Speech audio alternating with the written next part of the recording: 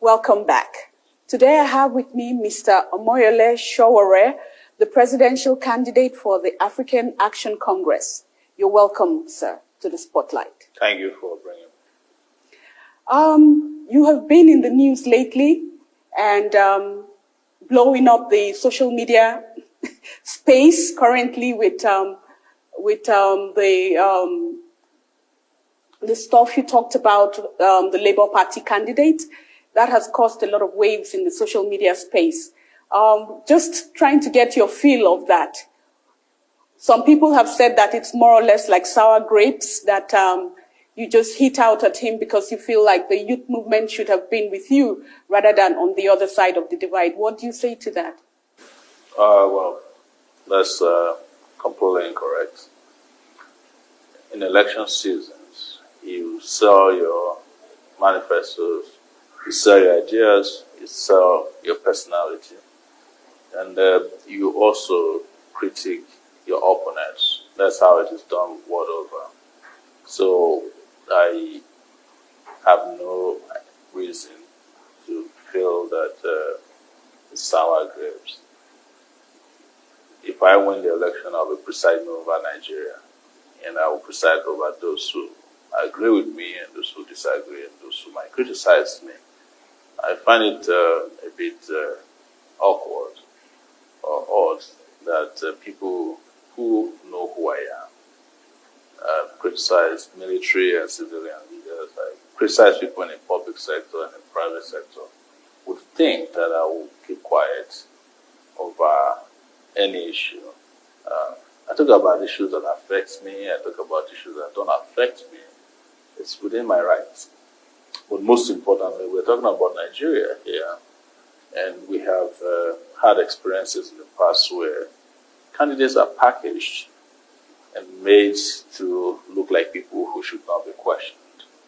If this time around you see that happening, you have a duty to raise your voice. I have spent my entire life promoting freedom of speech. But coming to the youth, I don't know where the polling was done to say that anybody has the support of the youth, because there are 18 political candidates, and all of them have got their supporters. In fact, if you want to talk about who are following, who's got more support from the youth, you want to talk about the big legacy parties, APC and PDP, because when you see their rallies on TV, you see youth there, plenty of them. So, but I understand that, we're at a stage where people are also learning. They're learning and getting used to how politics is conducted. How do you think 2023 is going to pan out different from 2019? Because we're aware that you participated in the general elections, yes, the presidential elections in 2019. Yes. So what is new? What do you bring new to the table? In 2019, and I say categorically here and boldly, that it was not an election, it was selection. The ruling party and their partners and the electoral umpire, INEC, allocated votes to the person who won, and then they allocated votes to the rest of us who lost. So can you really say allocated votes? Because yes, we saw the process, we saw people go out in the field, and we saw people cast their votes. So to cast aspersions on a process and say it was a selective process, is that not a process you're still putting yourself through? Is that not casting aspersions on the umpire? No, I'm not casting aspersions on the umpire. I'm telling you the truth. The truth that have been told several times by even those who came and observed the elections. They said this election did not meet international standards. It's a truth that I've told not just in person, in front of TV or in an interview. I told this truth in an affidavit when I was arrested question as to why I said Buhari did not win the election. I swore to an affidavit before a law court in Nigeria that I participated in the election and this man did not win the election. Win this last election. So to your question about why young people will turn to me, after the election in 2019, I'm the only candidate that didn't go into oblivion, did not disappear into the thin air. I started immediately to mobilize young people particularly. And we remember you went out with the Revolution Now. Yes. And what was Revolution Now all about? It was to bring about new consciousness that people have been shortchanged and they should fight back, and that this country needs to be turned around completely. And I was arrested for leading a revolution. When you say revolution, do you say tongue-in-cheek, or did you mean that you wanted a change of government, or what did you mean when you said revolution now? I wanted a change of everything: government, culture, our tradition, our complacency, our servitude. I want the chains to be broken completely. I never recanted, even when I was arrested, brought before a judge. When I didn't recant, they came and abducted me before a judge. So I spent 5 months in detention. They kept asking me the same question every day. Have you recanted? They even sent a delegation to me that I should come and apologize to the president, Muhammadu Buhari, for calling for a revolution. I said I cannot apologize because my position remains the same. So how can it be tongue-in-cheek? What kept you going through that period when you were incarcerated in DSS custody? What kept you going? What kept you not turning back and giving up? I had conviction. I didn't just decide one day that I want a revolution. I also had taken into consideration that it would have repercussions and consequences. And when it came, it wasn't difficult to handle it. I spent most of my time in detention in solitary confinement. The only companions I had were those who came around detention as myself, and the officers were guarding me who talked to me once in a while. And then I have 1 hour to go get food and they take me back inside daily for close to 5 months. So what did this do to your mental health through this period? Mental health inside jail in Nigeria is better than the one outside. Nigeria is an open prison. So everybody is mentally challenged, but it's just the vagaries of life. I was able to rest. I was able to think. I was able to read. I read over 30 books.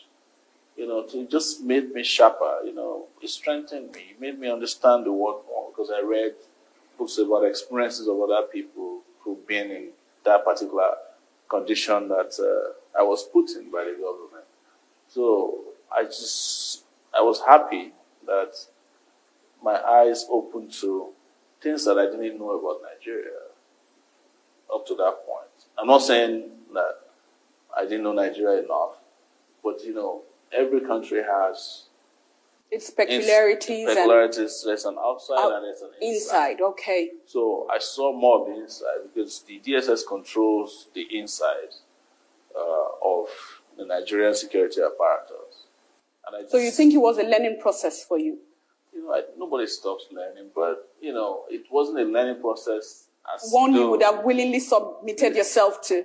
It wasn't like there was nothing to really learn. It was something to grasp and understand better more. Because learning would mean that they sat me down, whether by force or by, voluntarily, and started teaching me stuff. I didn't learn anything because they themselves don't know anything. I found out. They have no idea what they're doing there, other than the use of force and just ensuring that they extract conformity from you. And I'm a non-conformist since I was a child. And you more or less came out of that process and you got into the web of the judiciary, so to speak. And how has that been? You've never experienced, I'm sure, the judiciary on that side of it being now confined to Abuja, not being allowed to leave Abuja for some years. And I've actually been, I've seen it, I've had judicial experiences before. When I was a student leader who went student in and out activist. Yes, went in and out of detention during the military era. And, you know, they'll detain you and then put you in front of a judge. Mostly magistrates across Nigeria. But this one, I had to go through quite a number of judicial processes that also opened my eyes to, the issue of justice in the country, judicial justice, and the lack of it. Beside that, apart from the government coming after me, there were a lot of cases that were filed against me, a lot of civil cases. There were also attempts to reinstate some cases, then they recruited individuals to also start filing both civil and criminal cases against. As of a week ago, I was before another judge in Abuja. They were trying to charge me for an offense I had no idea how it came about. Some billionaire, or so-called billionaire, got me arrested and said Sahara reporters wrote a story against them and that they thought I was involved in it. And they were trying to charge me for cyber stalking. Has this more or less taken your eye off the ball of creating awareness since 2019 up until now, when you would have really been, say, building your structures, so to speak, in preparation for 2023? Has this more or less distracted you, all your judicial cases that you've had to go through and been confined to the city of Abuja, not being able to reach out to the interiors of Nigeria? You know how big Nigeria is, the landmass, the population, being able to create awareness for AAC and get people to know that there's a party like this, to send your message right down, because we hear about structure, and structure really is about people, and as well as having representatives in all the polling units, more or less, or in the local governments, in all the little nooks and crannies of the country. No. In fact, this last 3 years has been one of my best in organizing. I organized Revolution now in 2019. I remember it happened 2 days after I was arrested. The protests went ahead. After that, I started organizing other protests, organizing around social justice issues. I was part of major organizers that started NSAS.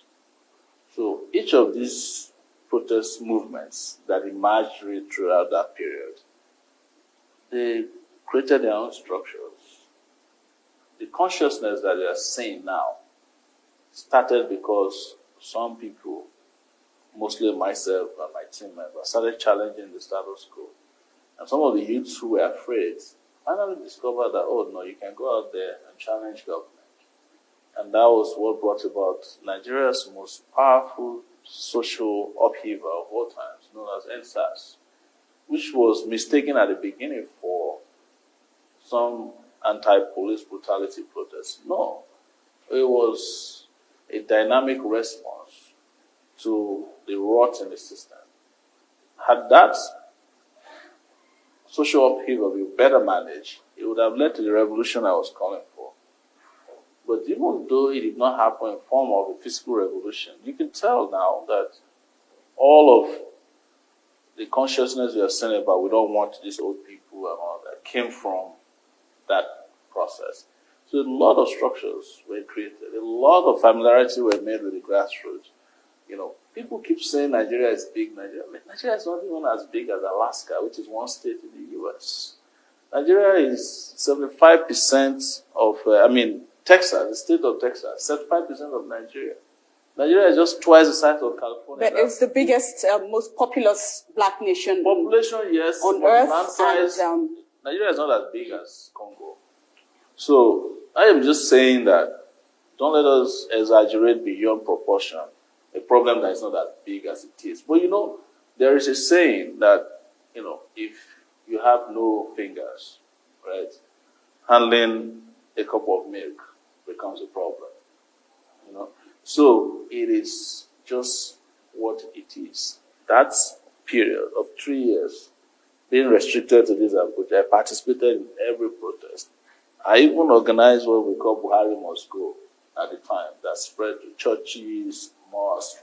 So we were building and we kept building social consciousness. We kept building soldiers that could confront the oppressive system, because we haven't had this back since the days of military rule, as you know.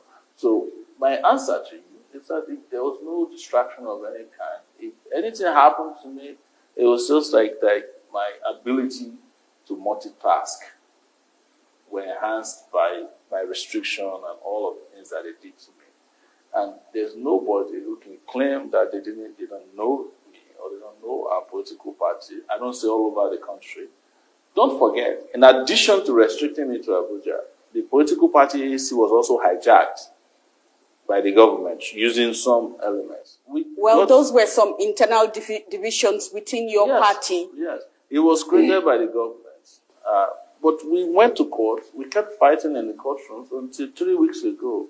That process was reversed and we're totally back in control of our political party. We've had primaries now, and I've been merged by consensus as the presidential candidate of the party. Don't you think that your call for revolution, some people might see it as you're the same person that's calling for a revolution, you're the same person that's saying the process in 2019 was far from transparent, and you're still the same person that is willing to put yourself through a political process again?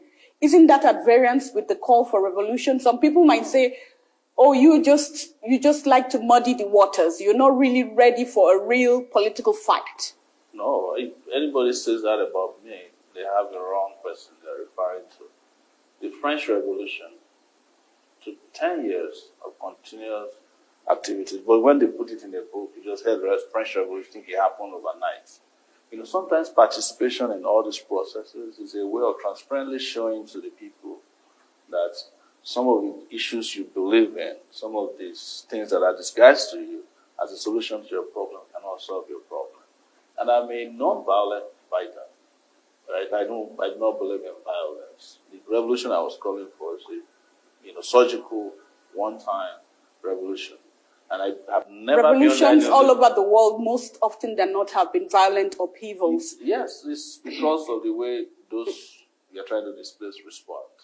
Do you think that you have reached minds, hearts and souls of Nigerians, where they would come out and some praying for AAC? And what would you say AAC represents to give the new generation of Nigerians? What's the turnaround that AAC promises?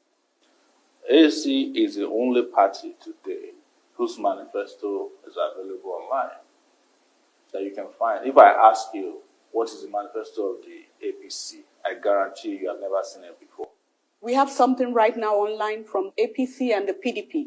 They both have some manifestos from... Some.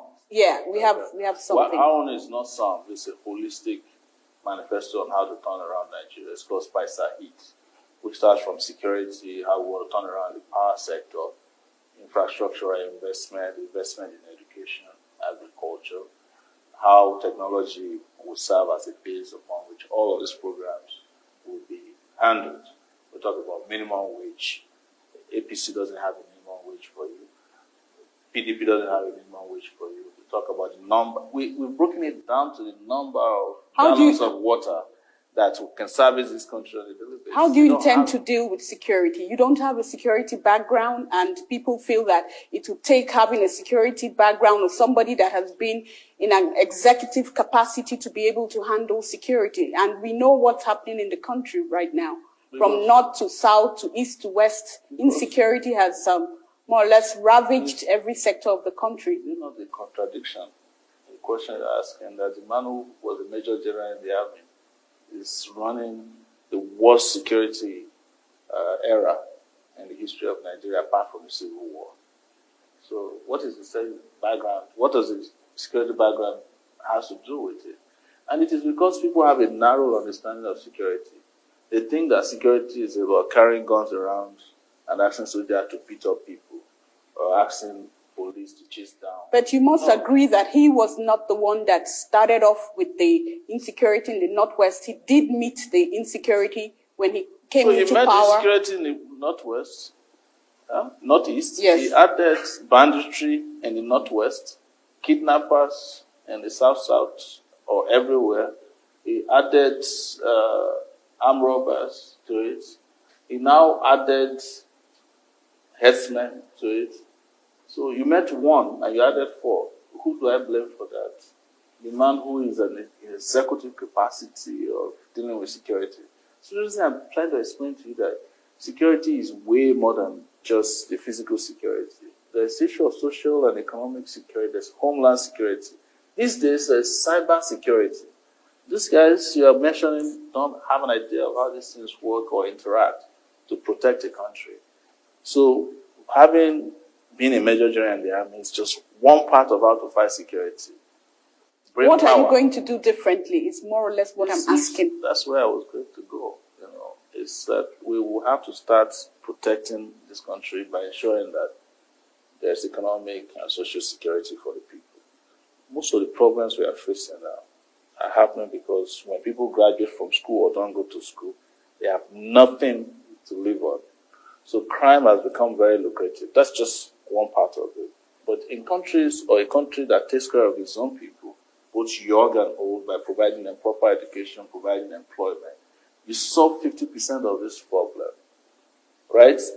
By doing the right things, ensuring that what belongs to the people, young or old, they get it. Then you can then move to the next level, which is equipment, motivation, training for your soldiers, or having the right number of security agencies that are not protecting VIPs, but protecting society. And then you can then move from there to ensuring that you use intelligence, cooperation, both local and international, to detect and nip crime in the bud before they happen. And then you can then move from there, right, to start talking about cyber security and having more robust policy of who do you protect first.